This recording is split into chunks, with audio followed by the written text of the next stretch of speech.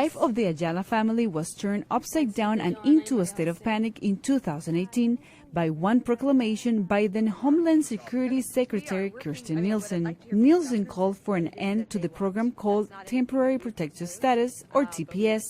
It largely benefits migrants from El Salvador, Nicaragua, Honduras, and Sudan, who are fleeing countries in the middle of ongoing armed conflict, an environmental disaster, or any other extraordinary circumstance.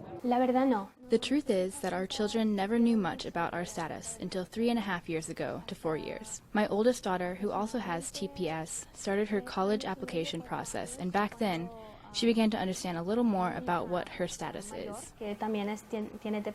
The Ayala family arrived in the United States in 2001. The same year, El Salvador was struck by an earthquake.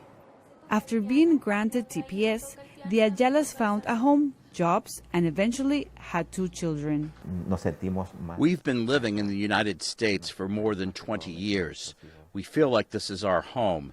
Our kids feel this is home. But should TPS end for good, it could mean the Ayalas would be kicked out of the country.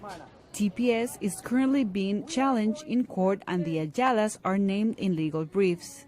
The 9th U.S. Circuit Court of Appeals heard arguments earlier this month. De la administración Trump tiene un perfil conservador. It is very possible that this case might end up in the Supreme Court. With the appointment of the latest judge, the Supreme Court has become more conservative. So it is possible that our challenge will fail, but we are determined to fight all the way. VOA reached out to Homeland Security Department officials for comment. They declined to comment on the court case, saying they don't comment on active litigation. But they did say current law requires an ongoing review if countries and their citizens still qualify for TPS, and end the status should circumstances in those countries change. Cristina Caicedo Smith, VOA News, Washington.